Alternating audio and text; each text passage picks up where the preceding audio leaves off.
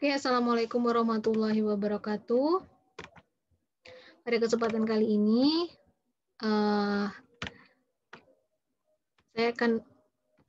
saya akan membahas tentang hukum persaingan usaha, yakni sudah masuk ke materi inti, yaitu perjanjian yang dilarang. Nah, jadi materi intinya dalam hukum persaingan usaha itu, ya apa sih yang dilarang, begitu kan? Yang dilarang ada perjanjian dan ada kegiatan. Nah, kali ini kita akan membahas perjanjian-perjanjian yang dilarang, namun juga karena perjanjian dilarang itu banyak, jadi ini pembahasan saya baru berhenti sampai di penetapan harga. Jadi ada oligopoli dan penetapan harga. Baik, sebelum masuk ke oligopoli dan penetapan harga, maka saya merasa perlu untuk mereview tentang perjanjian, perikatan, dan kontrak. Apa sih bedanya, begitu ya? Ini sebenarnya kalian sebagai mahasiswa hukum ekonomi syariah harus sudah di luar kepala ya tentang hal ini. Kita review bahwa perjanjian itu adalah suatu peristiwa di mana seorang berjanji pada orang lain untuk melakukan sesuatu hal, gitu ya. Nah, ini perjanjian itu sifatnya umum, ada perjanjian pernikahan, ada perjanjian banyak ya, perjanjian-perjanjian sifatnya umum.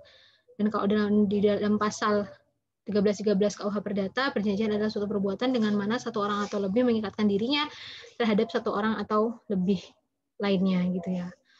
Nah, perbedaannya dengan perikatan, kalau perikatan itu adalah khusus dalam lapangan harta kekayaan. Jadi kalau perjanjian itu sifatnya umum, nah kalau perikatan itu khusus dalam lapangan pekerjaan, lapangan harta kekayaan, di mana salah satu pihak itu berhak atas sesuatu hal dan pihak yang lain itu adalah pihak yang berkewajiban atas sesuatu prestasi, begitu ya. Nah, prestasi itu maksudnya prestasi itu ada tiga, perikatan itu ada tiga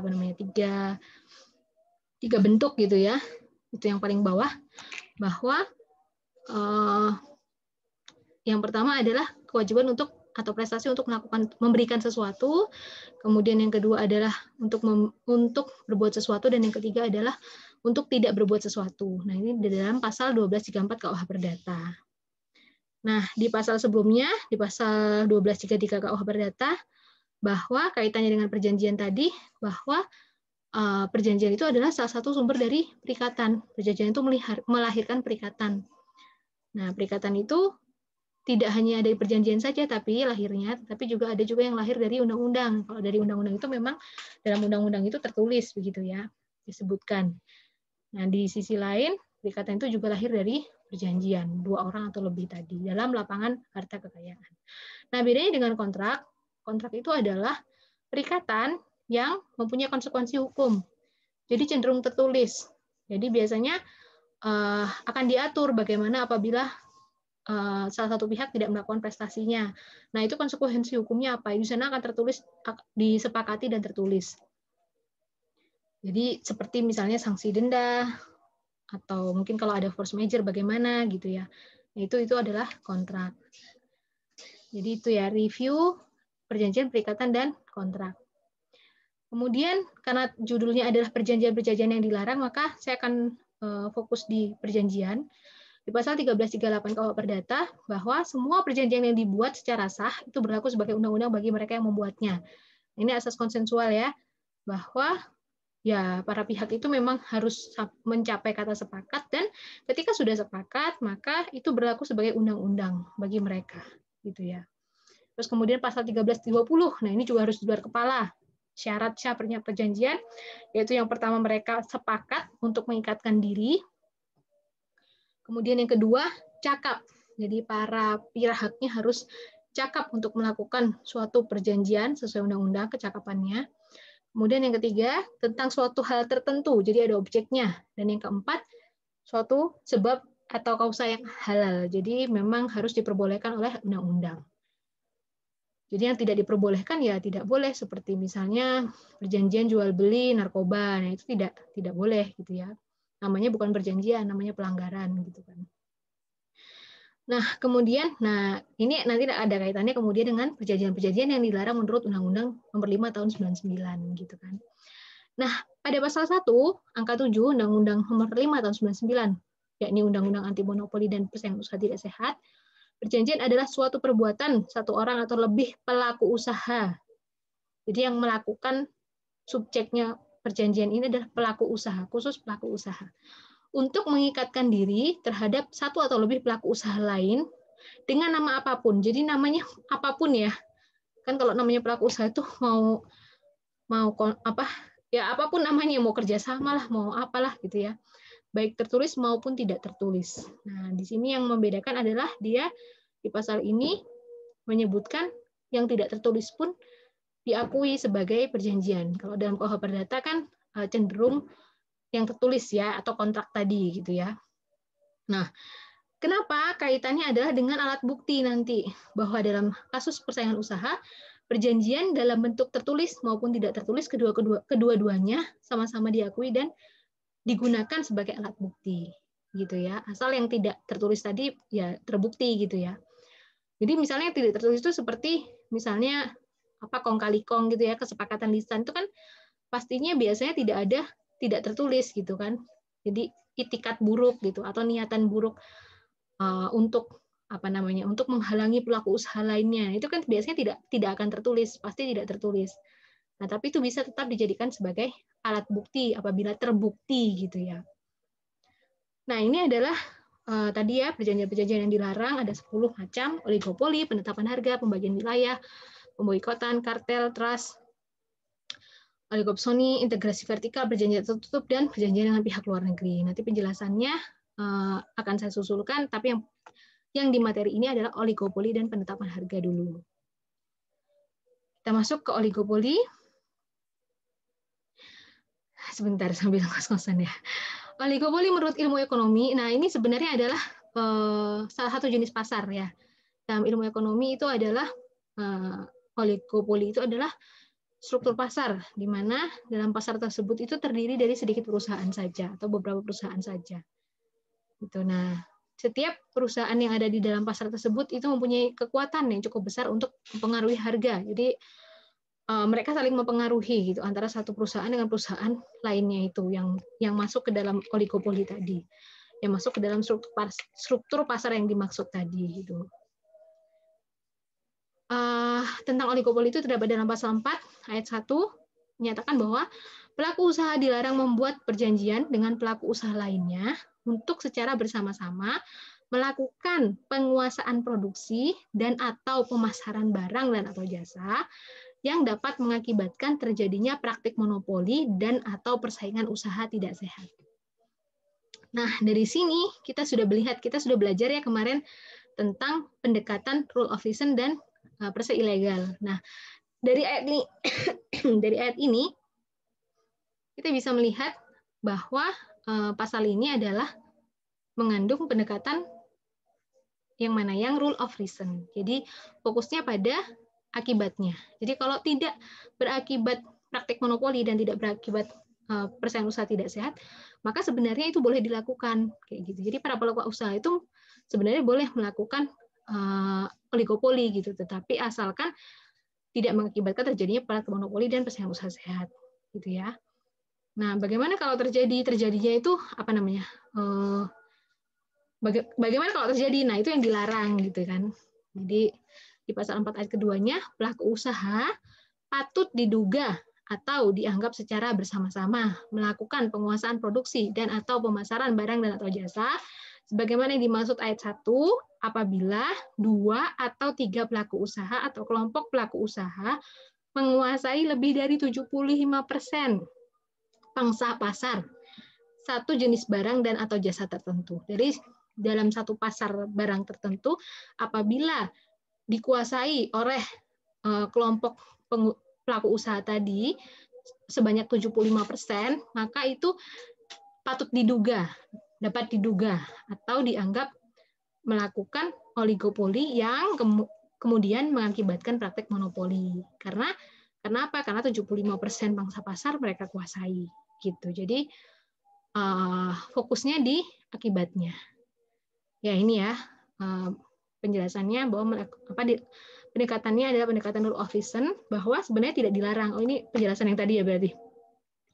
Bahwa sebenarnya tidak dilarang melakukan perjanjian dengan pelaku usaha lainnya untuk bersama-sama melakukan namanya pelaku usaha pasti mempunyai target untuk posisi dominan ya. Pasti mempunyai target untuk menguasai pasar pasti gitu ya, menguasai produksi, pemasaran barang itu pasti gitu. Tetapi yang tidak diperbolehkan adalah apabila berakibat terjadinya praktek monopoli dan persaingan usaha tidak sehat. Nah, tidak dilarang juga apabila berhasil membuktikan atau mempunyai alasan-alasan yang dapat diterima sebagai dasar pembenar dari perbuatan mereka tersebut. Gitu ya. Jadi tidak dilarang asalkan tidak terjadi praktek monopoli dan persaingan usaha tidak sehat dan mempunyai alasan yang dapat diterima, gitu ya. 2 syarat itu. Kemudian dalam oligopoli sangat mungkin terjadi perusahaan-perusahaan yang ada akan saling mempengaruhi untuk menentukan harga pasar. Jadi kenapa kemudian itu kan akibatnya yang dilarang ya, tapi kenapa kemudian dimasukkan ke dalam pasal? Karena kecenderungannya para pelaku usaha yang kemudian terbentuk oligopoli ini itu sangat mungkin terjadi bahwa mereka itu saling mempengaruhi gitu untuk menentukan harga pasar. Jadi perjanjian yang dilakukan itu adalah menentukan harga pasar, menentukan angka produksi. Jadi mengurangi produksi sehingga barangnya langka misalnya. Nah, kemudian ini tentunya dapat mempengaruhi pelaku usaha lainnya, yang mana pelaku usaha lainnya itu yang di luar kelompok oligopoli ini, kelompok pelaku usaha ini.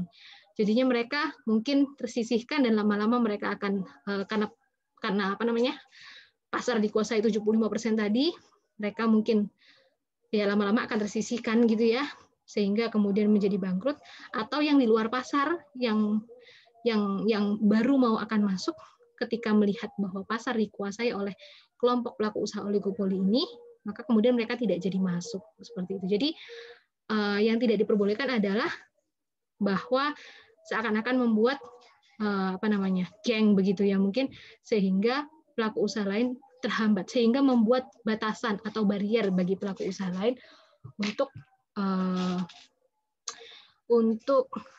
masuk ke pasar barang tersebut, barang tertentu. Nah, oligopoli sebenarnya merupakan syarat monopoli. Jadi sebenarnya ya monopoli tapi dilakukan oleh beberapa gitu ya, beberapa pelaku usaha atau beberapa perusahaan. Karenanya perlu diperlakukan sebagai monopolisasi atau praktek monopoli. Makanya maksudnya karenanya perlu diperlakukan sama gitu seperti praktek monopoli. Pasar yang oligopolistik mempunyai potensi untuk mencegah masuknya pemain baru. Ini ya, membuat barrier gitu, membuat batasan, membuat benteng agar tidak dimasuki oleh pemain baru. Kenapa? Karena tadi itu 75% dikuasai oleh sekelompok pengusaha oligopoli tadi. Kemudian penetapan harga. Masuk ke penetapan harga, yaitu perjanjian penetapan harga yang dilarang dalam Undang-Undang Nomor 5 Tahun 99, itu terdapat dalam pasal 5 ya, pasal 8. Itu yang dimaksud adalah price fixing agreement, perjanjian penetapan harga. Kemudian yang kedua, diskriminasi harga, price discrimination, dan jual rugi atau predatory pricing, itu harga pemangsa. Dan yang terakhir pengaturan harga jual kembali atau resale price maintenance ya. Nanti ada penjelasannya satu persatu. Nah, untuk yang pertama, perjanjian penetapan harga, price fixing agreement. Price fixing agreement ini merupakan salah satu strategi yang dilakukan oleh para pelaku usaha yang bertujuan untuk menghasilkan laba setinggi-tingginya. Jadi mereka melakukan janjian menetapkan harga pada suatu tingkat tertentu. Jadi sebenarnya kan kalau review di materi yang pertama yang sebelumnya ya, bahwa harga itu kan ditentukan oleh pasar. Nah, tapi ini mereka janjian gitu, kong kali kong untuk menetapkan harga sendiri. Kong kali kong itu dilakukan di antara ya pelaku usaha, entah itu produsen maupun si penjualnya. Nah, maka ini akan menimbulkan peniadaan persaingan dari segi harga. Jadi, karena mereka janjian, jadi kan mereka tidak bersaing gitu kan. Kita janjian aja harganya, mungkin yang seharusnya harga yang ditetapkan pasar itu bisa, misalnya ya ini ya, saya lanjutkan dulu ya, yang kemudian dapat mengakibatkan surplus konsumen yang seharusnya dinikmati oleh konsumen atau oleh pembeli, jadinya beralih ke produsen atau penjual. Nah ini misalnya harga pasar itu misalnya konsumen sudah menganggarkan harga 20.000 pada suatu kebutuhan tertentu, suatu barang tertentu. Namun kemudian harga pasar ternyata terbentuk 16.000 misalnya. Nah, itu ada surplus konsumen 4.000 yang seharusnya bisa dinikmati oleh konsumen. Jadi bisa berhemat gitu ya oleh pembeli. Nah, namun di antara para pelaku usaha, para produsen atau penjual ini tadi melakukan perjanjian penetapan harga yang kemudian ini kita buat aja harganya 20.000 begitu. Jadi konsumen jadi tetap mengeluarkan 20.000 padahal seharusnya mereka hanya mengeluarkan 16.000 seperti itu ya. Ini kan ada janjian antara pelaku usaha. Jadi tidak ada persaingan di antara para pelaku usaha sehingga apa? Sehingga konsumen tidak bisa menikmati surplus konsumen tadi dan beralihnya justru yang 4.000 tadi akhirnya ke produsen atau penjual. Seperti itu ya penjelasannya. Kemudian masih pada penetapan harga, penjelasan penetapan harga bahwa persaingan antara pelaku usaha dapat didasarkan pada kualitas barang. Nah, seharusnya persaingan antar pelaku usaha itu didasarkan pada kualitas barang, pelayanan, servis, atau harga. Nah, persaingan harga ini itu adalah sebenarnya salah satu bentuk persaingan yang dimana ya bagaimana strategi pelaku usaha itu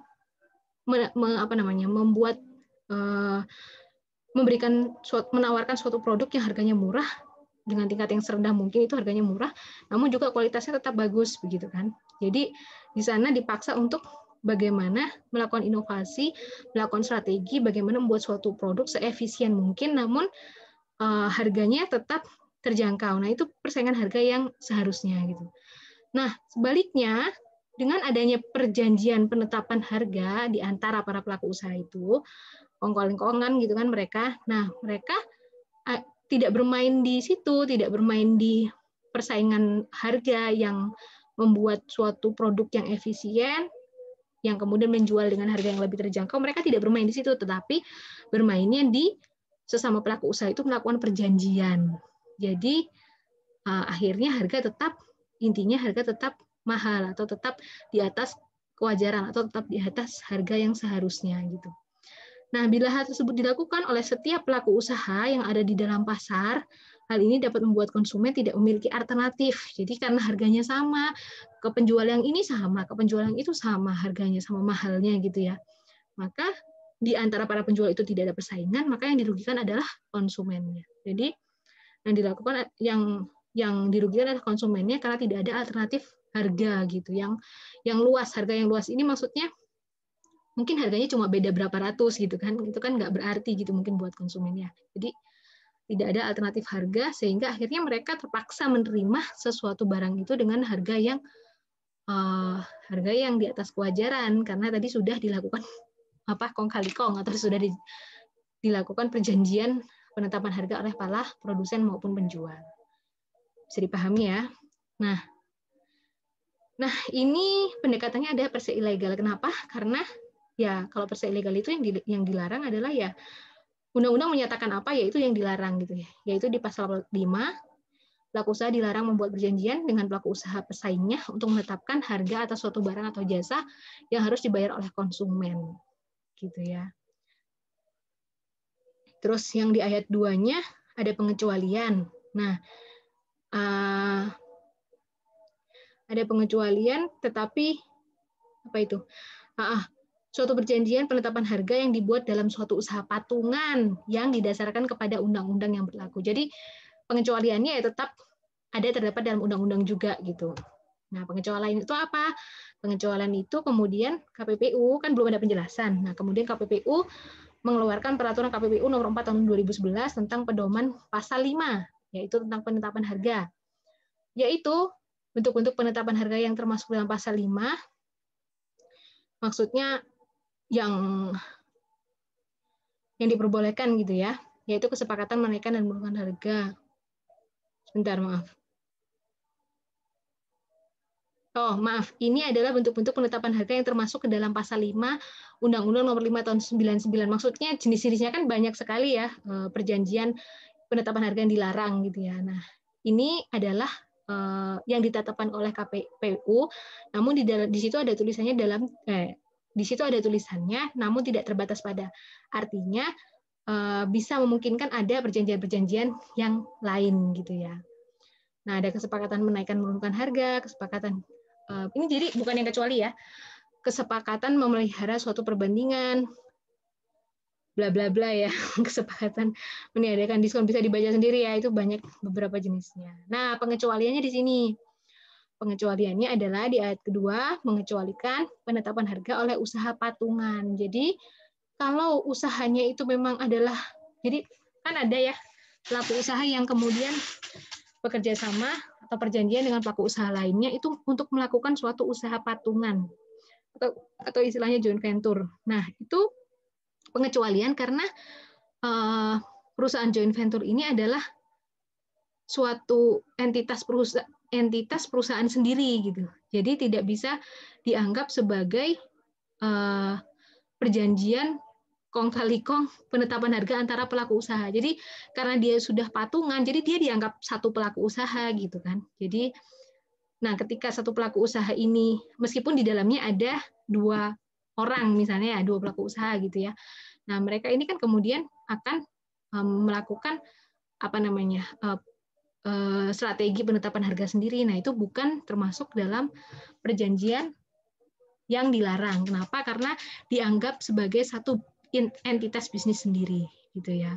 Nah, khusus untuk pengecualian yang pengecualian dari penetapan gimana sih? Khusus untuk yang pengecualian ini itu berarti dia adalah dilakukan dengan pendekatan rule of reason. Kenapa? Karena akibatnya bukan karena ini pendekatan berdasarkan akibat ya. Kalau tadi kan pendekatan berdasarkan, saya balik ya. Kalau tadi kan pendekatannya berdasarkan perbuatan atau teks undang-undangnya, yakni persa ilegal ya. Nah, tapi kalau pengecualian ini itu pendekatannya adalah rule of reason. Kenapa? Karena joint venture itu tujuannya bukan untuk memainkan harga supaya konsumen itu tidak mendapat surplus konsumennya, supaya konsumen itu tidak ada alternatif harga lainnya gitu, bukan. Jadi tujuannya bukan itu, atau akibatnya bukan untuk itu gitu. Akibatnya karena atau alasannya reasonnya mereka melakukan kerjasama adalah memang murni mereka melakukan usaha patungan. Jadi mereka dianggap satu pelaku usaha sendiri atau satu entitas bisnis sendiri gitu ya. Bisa dipahami ya. Jadi ini pengecualian untuk yang penetapan harga, perjanjian penetapan harga. Kemudian yang kedua, saya balik lagi ya supaya tidak bingung. Yang pertama tadi oligopoli, yang kedua penetapan harga. Nah, di dalam penetapan harga ada 4 macam. Yang pertama perjanjian penetapan harga atau price fixing agreement. Nah, itu penjelasannya yang ini tadi, pasal 5. Ada pengecualian yaitu joint venture. Kemudian yang kedua adalah diskriminasi harga. Ya, diskriminasi harga ini, perjanjian diskriminasi harga adalah perjanjian yang dibuat oleh pelaku usaha dengan pelaku usaha lainnya di mana untuk suatu produk yang sama dijual kepada konsumen itu dengan harga yang berbeda-beda. Nah, itu entah ya, bisa alasannya senang tidak senang, bisa jadi alasannya ras juga mungkin ya, bisa jadi ya. Nah, dilakukan terhadap pembeli yang berbeda. Jadi dalam hal ini paling sedikit harus ada 2 pembeli.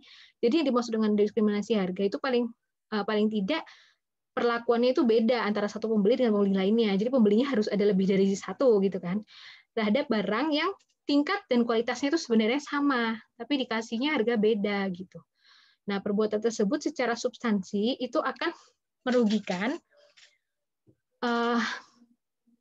pembeli ya. Maksudnya pembeli ya akan, saya lanjutkan dulu ya. Perbuatan tersebut secara substansi akan merugikan, merusak atau mencegah terjadinya persaingan yang sehat atau dapat menyebabkan monopoli pada suatu aktivitas perdagangan.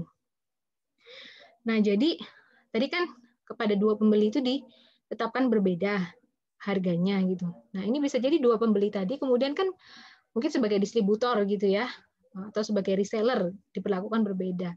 Nah, otomatis di antara mereka akan terjadi persaingan yang tidak sehat. Kenapa? Karena yang satu dia mendapatkan harga yang lebih murah, yang satu lagi mendapatkan harga yang lebih tinggi, sehingga mereka pun akan persaingan mereka startnya itu tidak sama kan gitu ya.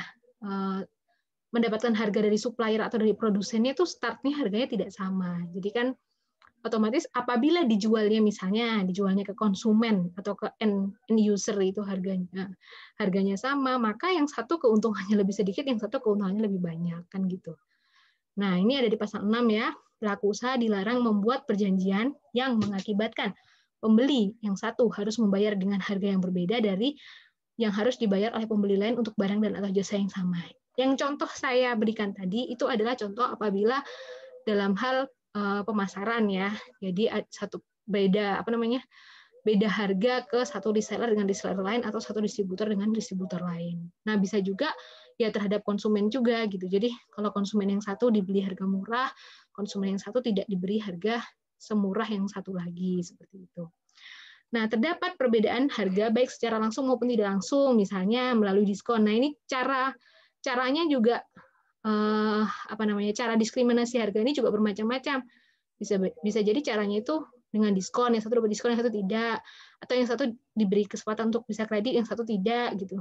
Nah, itu perbedaannya termasuk di situ. Jadi bukan hanya harganya saja gitu. Sehingga dapat menyebabkan pembeli yang mengalami diskriminasi tersingkir dari pasar karena kalah bersaing. Karena kalah bersaing ya, maksudnya ini kalau pembelinya itu tadi ada reseller atau distributor ya. Seperti itu.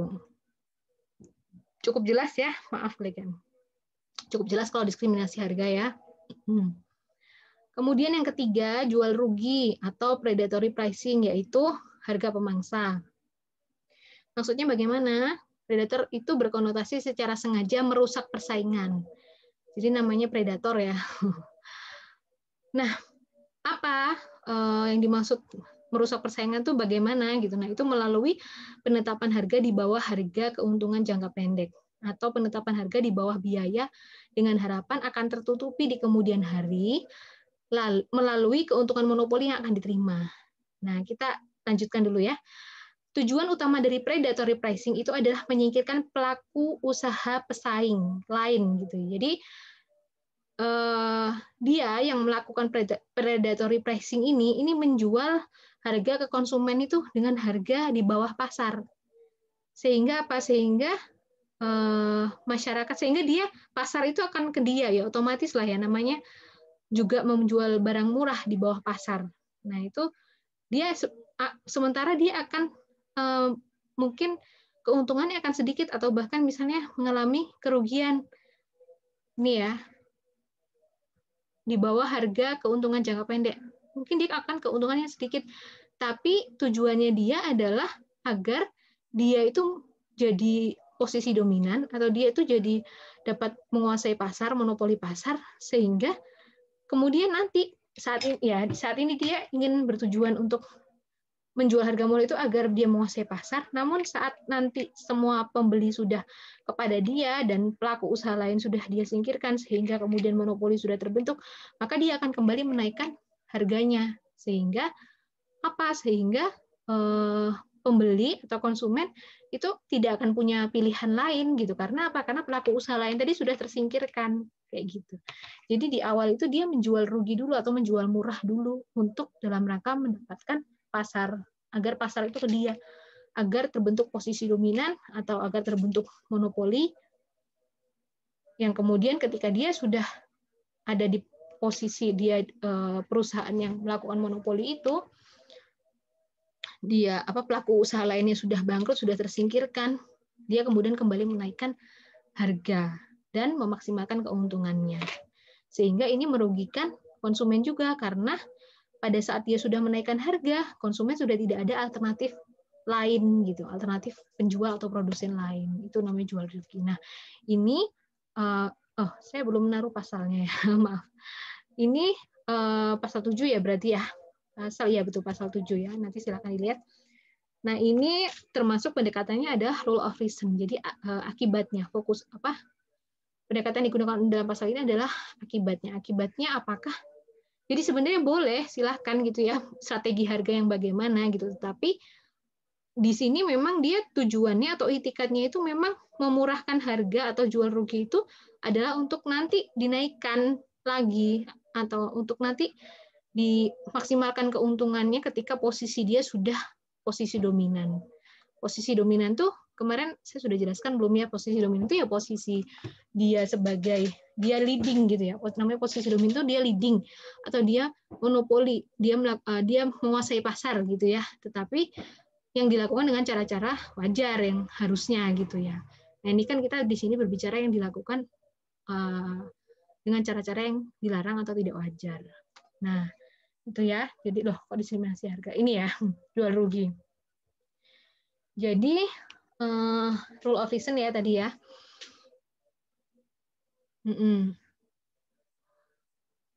Sebentar, saya klik-klikin lagi. Nah, jadi predatory pricing ini dilarangnya bukan karena mereka menetapkan harga yang terlalu rendah. Sebenarnya tidak dilarang, nah tetapi karena ada niat atau ada itikat di mana di masa yang akan datang dia akan mengurangi produksinya dan menaikkan harga kembali. Jadi ya monopoli itu tadi. Oh, maaf, pencet. Nah, apabila pelaku usaha melakukan praktik predatory pricing namun tidak mengurangi produksinya dan juga tidak menaikkan harga, maka tidak masalah, tidak bertentangan dengan hukum. Jadi kalau dia itu melakukan jual rugi, namun terbukti di kemudian hari dia juga tidak mengurangi produksinya dan dia juga tidak menaikkan harga juga, ya udah berarti dia tidak dikenai oleh hukum persaingan usaha, tidak bertentangan dengan hukum persaingan usaha. Kemudian yang keempat ya, penetapan harga jual kembali.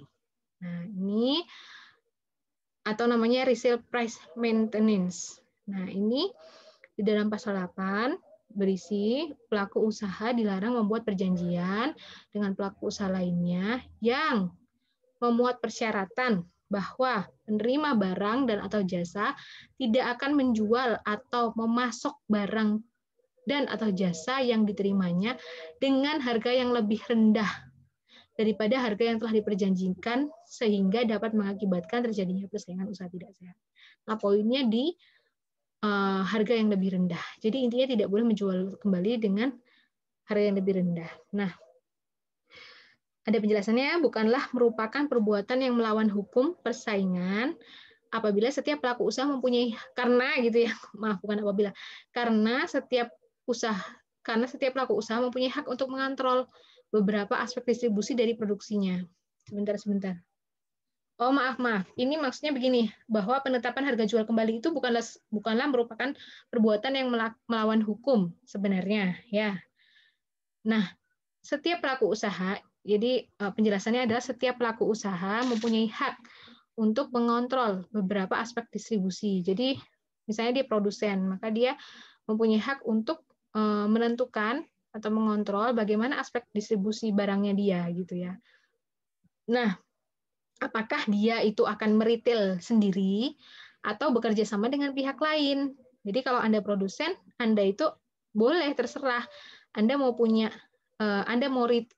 toko retail sendiri, menjual sendiri langsung ke end customer, atau bekerja sama dengan pihak lain, yakni siapa? Distributor, reseller gitu ya. Nah, kalau mendirikan retail sendiri itu membutuhkan modal dan tenaga. Nah, kalau bekerja sama dengan orang lain itu lebih mudah atau lebih banyak yang akan terjual gitu ya.